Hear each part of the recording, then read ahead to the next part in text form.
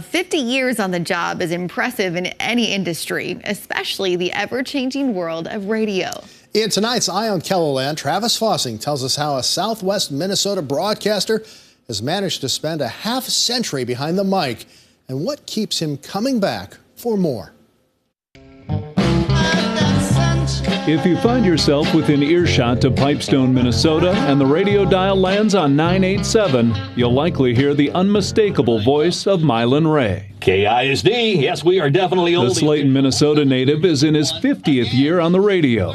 It's a great creative outlet, gives me a chance to have some fun with an awful lot of things. And as my wife pointed out some time ago, I have one of those really, really rare jobs where I get compliments on a regular basis.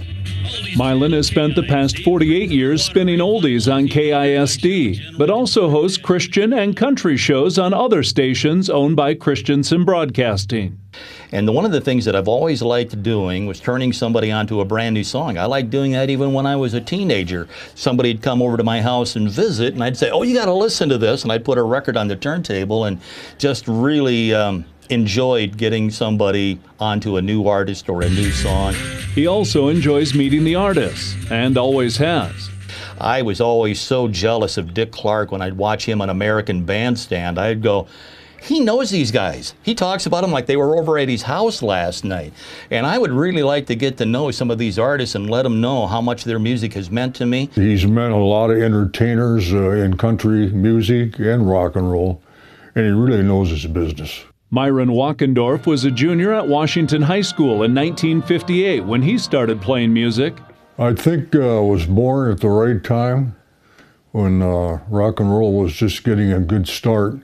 Walkendorf worked as a caddy at Minnehaha Country Club, leading to the creation of Myron Lee and the Caddies. A member of the South Dakota Rock and Roll Hall of Fame, Myron is a longtime friend of fellow inductee Mylan. No, he's a talented guy. I can see why he lasted all this time. That's a rough business. That radio business can be tough. I've had some well-meaning friends say, "How did you ever end up in 3 halls of fame?" And I said, location, location, location. KISD, the song The list includes the Iowa Rock and Roll Hall of Fame, showing just how far Ray's voice carries. It's amazing with our 98 Days of Summer contest that we have, how far out the listeners are, and we get quite a few that are calling in from the Arnolds Park, Iowa area, and that's over a 2-hour drive away from here, so I never take any of that for granted. His impact is felt beyond radio. I've done over 2,000 dances, and every now and then I'll go in someplace and they'll say, "You're Mylan Ray, aren't you?" And I go, "Yeah." They say, "You did my wedding dance 28 years ago." And I'm just going, you know, that's great. That's nice to know that kind of stuff. General manager and part owner Colin Christensen has worked at the radio station since he was 15, but his time there dates back even further. I would come as a child and play in the attic. And Mylan was already here, and he was already a very good professional radio advertise executive and on-air personality. Decades later, turntables and CDs have given way to digital formats. Christensen says Ray always adapts, but still has his favorites. And there's a turntable here, and he loves to use it, and we put it in just for him when we redid the studios here a couple years ago. But everything is digital, and he has embraced that. It's a glass mixer, they call it. There's really no buttons to push. You do up with a sliding thing, and it's like a touch screen on a computer. So radio has changed quite a bit. Ray says he manages to bring something new to the radio every day by getting out of the studio, which wasn't the case in his early days. Always in the studio, in my office. I never got out and saw anybody. So getting out and seeing people and being a part of a lot of things that are going on, whether it be a car show or something along those lines, I get a chance to really find out what's going on. As for when Mylan will finally hang up the headphones, former boss owner here, I saw him a few months ago, and he said I was lucky that I still had my voice.